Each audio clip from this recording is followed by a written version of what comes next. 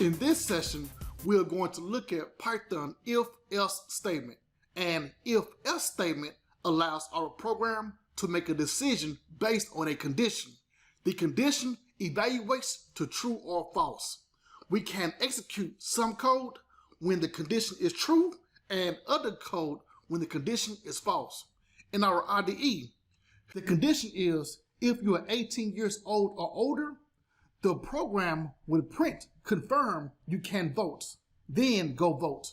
If not 18, then the program will print sorry, but you are not old enough to vote. Please come back when you are 18 or older. Our program will respond to the condition depending on the age. Let's start by writing a basic if statement. I'm going to type age, and it will be assigned the input.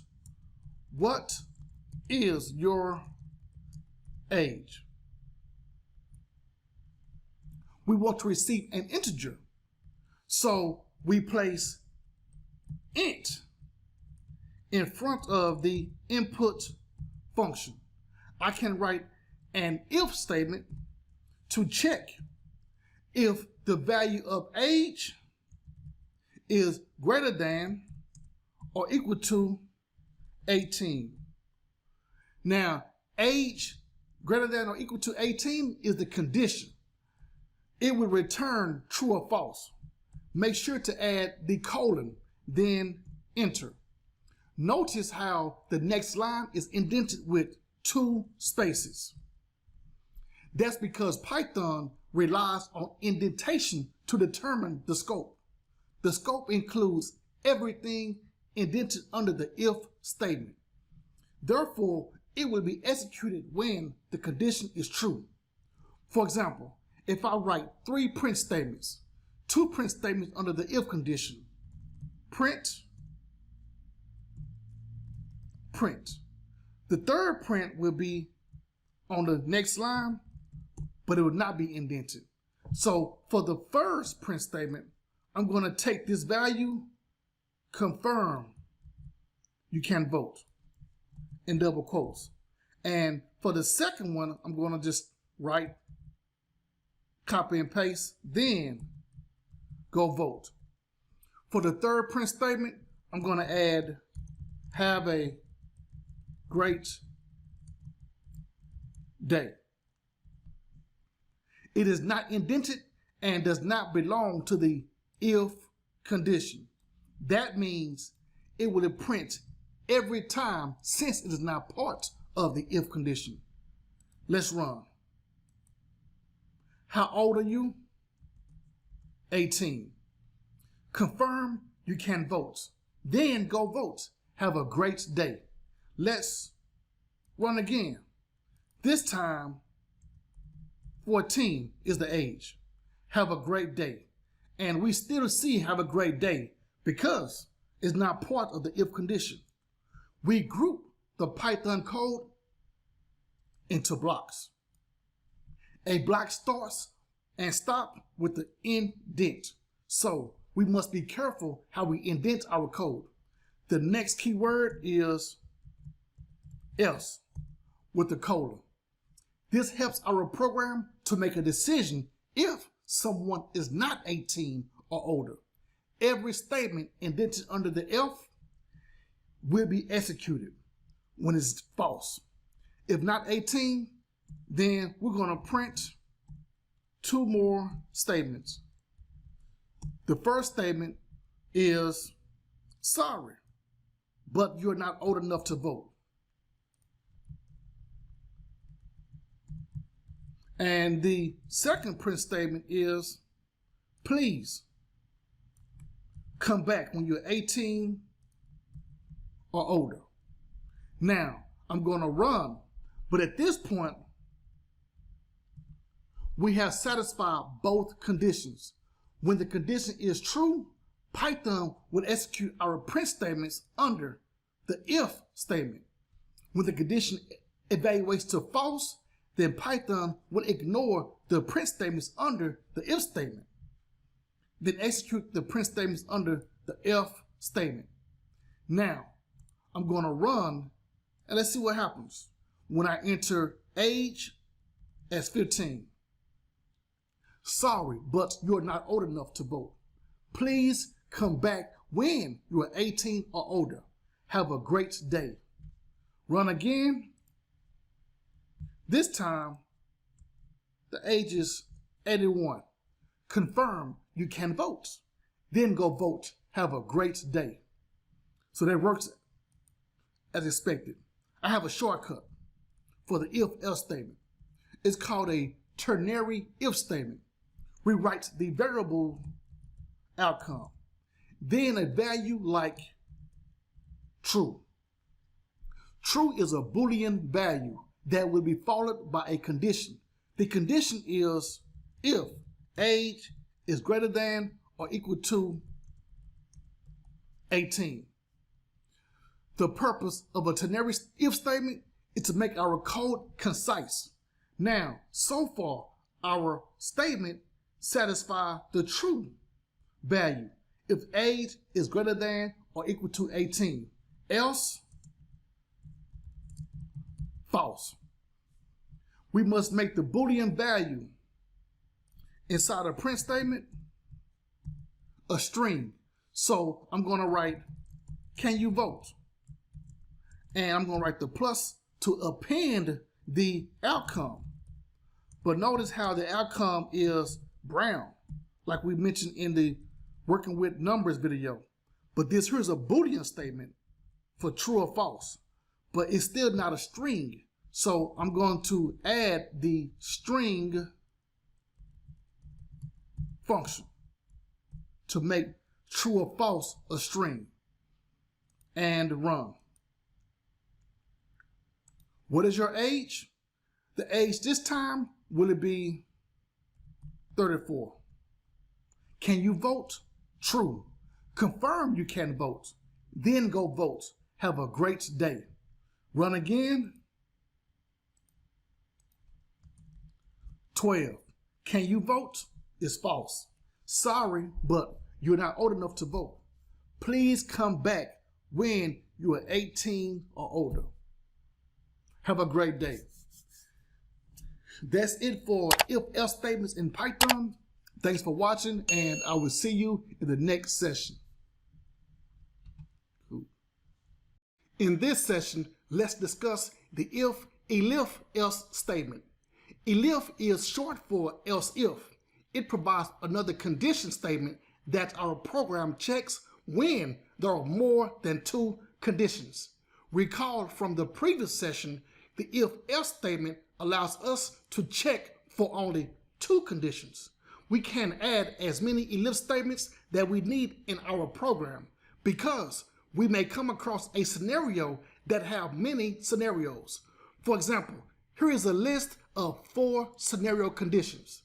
The first condition says if the price is greater than $100 and less than or equal to $199.99, then the customer gets a $10 discount. The second condition, if the price is greater than $200 and less than or equal to $299.99, then the customer gets a $25 discount. Third condition, if the price is greater than $300 and less than or equal to $399.99, then the customer gets a $50 discount. Fourth condition, if the price is greater than $400, then the customer gets a $60 discount. We need a block of code to handle all of these scenarios. Let's start with input. Enter cost of items. Let me move this up some so we have more room. The value we expect will be a float. So we add the float function before the input function. Then assign the value to price. Please follow along and write your code as I write my code. Now, our program will check if the price is less than $199. $199.99. When the price is less than $199, then the discount will be assigned $10. The purpose of an if statement is to provide another condition when the if statement is false. So our second condition is elif price less than $299.99. Then discount will be assigned $25. Always type the colon. The colon means we are starting a block of code that will be executed when the condition is true. That's why our program has an indent. Be careful, because if I decrease the indent by one space, an error will show up. Python is strict on indents. The third condition is elif price is less than $399.99. Then discount is assigned $50. The elif statement is like an if statement. However, it is only evaluated when the if statement is false. When the if statement and all of the elif statements fail, then Python runs the else block. We have a discount of $10, $25, and $50, but the only discount remaining is $60. There is a $60 discount when the price is greater than $400.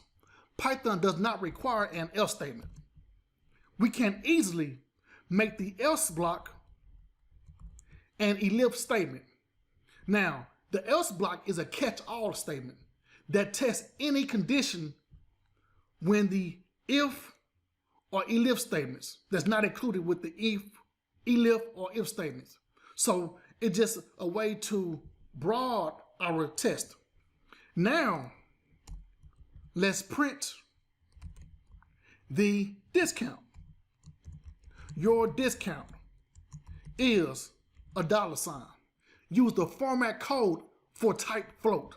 In the string, we write a %, a decimal, the number 2, and an F. The $.2f is a format description placeholder for a floating point number with a 2 precision. 2 means there will be 2 values after the decimal point. Next is the string operator, followed by the discount variable name. Now, if you read this here, it's going to be 2 decimals after the $. But if I put a 3 here, it'll be 3 values after the decimal point. Now, after the print statement, we're going to calculate total with price minus discount. Last step is to print the total by writing print your total price is. Just like the previous statement, we can just copy it, and I'm gonna put it right here. Bingo. Followed by the modulo operator and total, which is the variable name. Now, let's run. Enter cost of items, 100. Discount is $10 and total price is $90. Next is 250. Discount is $25 with a total price of $225. Let's test for some more conditions like $399.99. Now, the discount is not correct because it shows $50. Now, I want to show you that for the $99.99 because what we should write is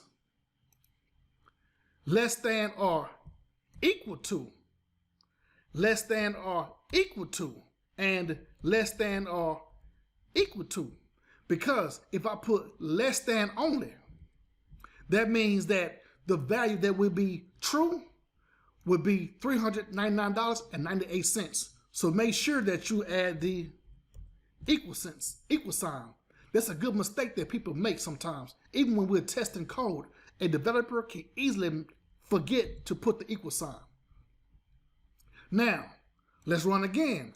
And I'm going to add $399.99. Now we see $50. Next is $400 even. And we see $60 because if we think about the condition, if the price is greater than $400, now I made a mistake and it should be greater than or equal to $400. Now let's do one more thing because it's good to test for many conditions. Therefore, we must think about our code and the possible values before we say it's all good.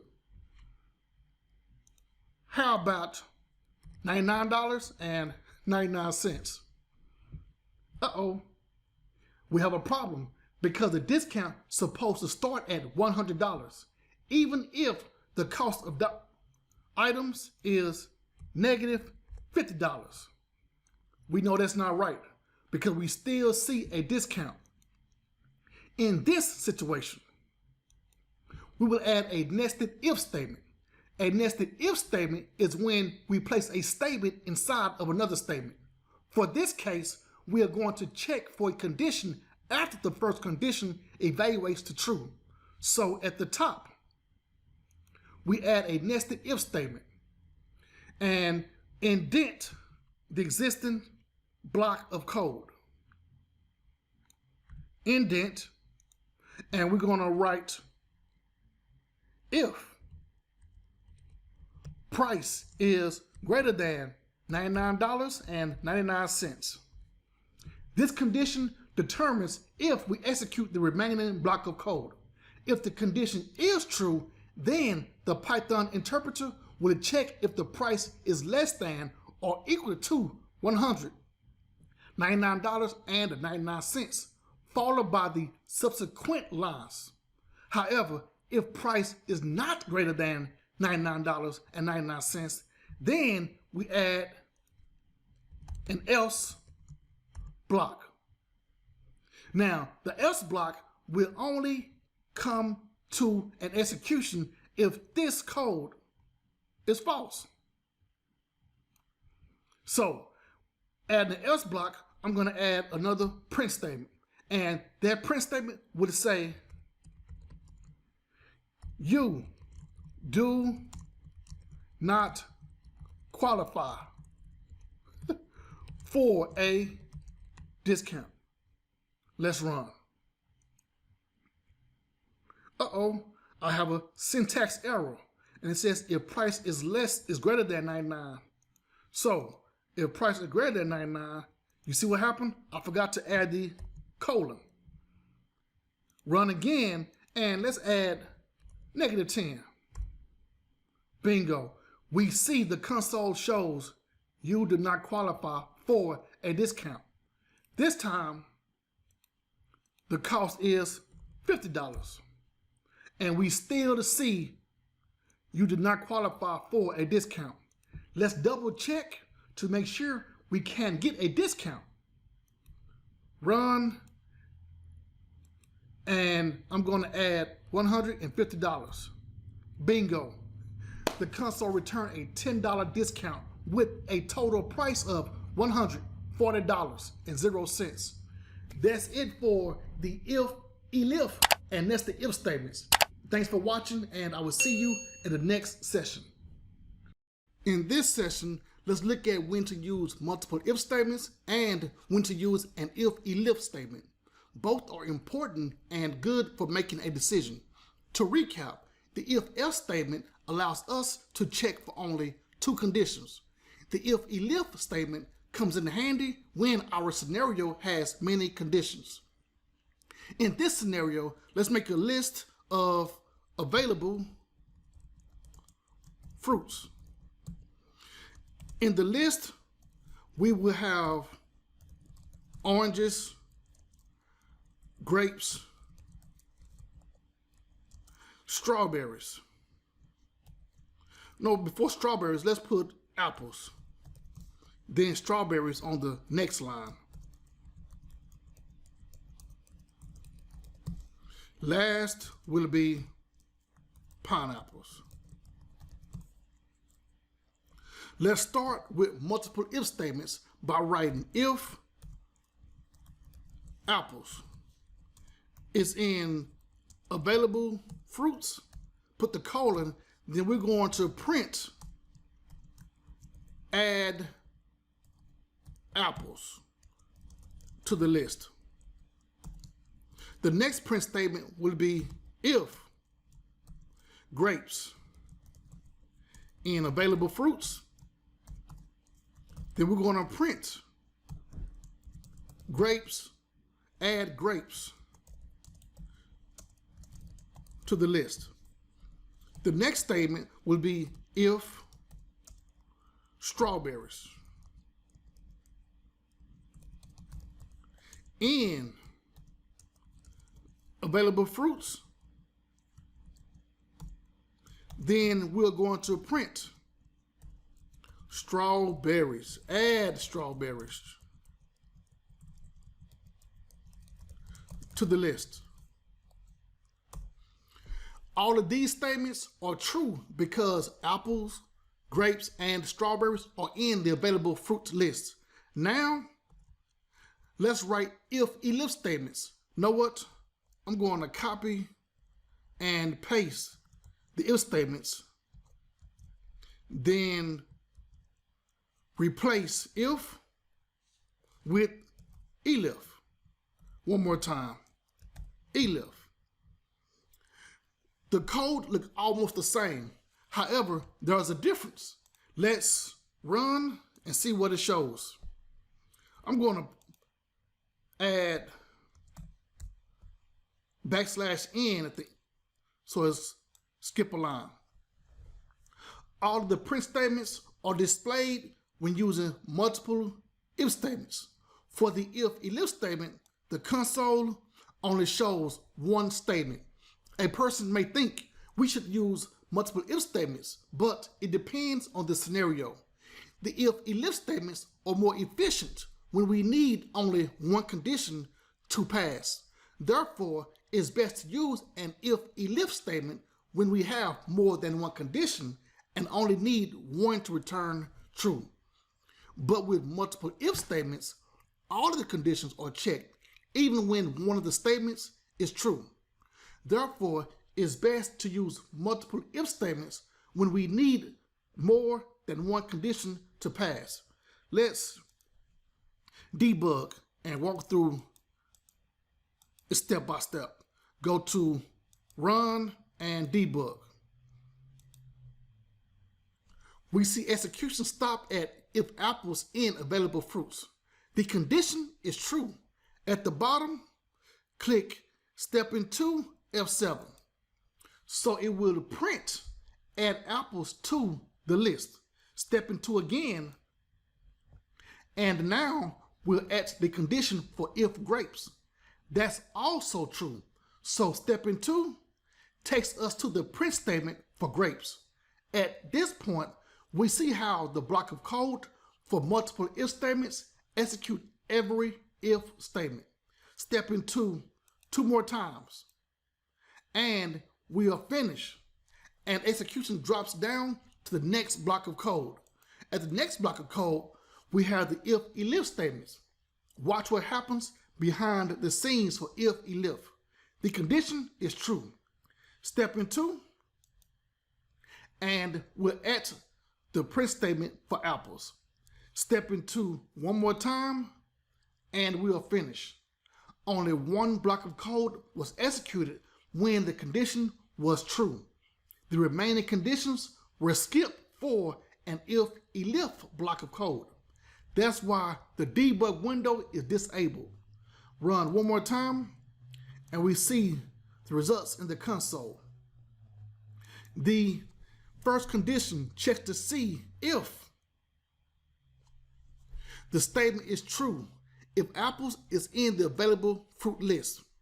Both block of codes are true, so apples are added to the list. The if statement checks for grapes and strawberries. However, the if-elif block of code is bypassed because the apple statement is true. That's it for the difference between if-elif statement and multiple if statements. Thanks for watching, and I will see you in the next session.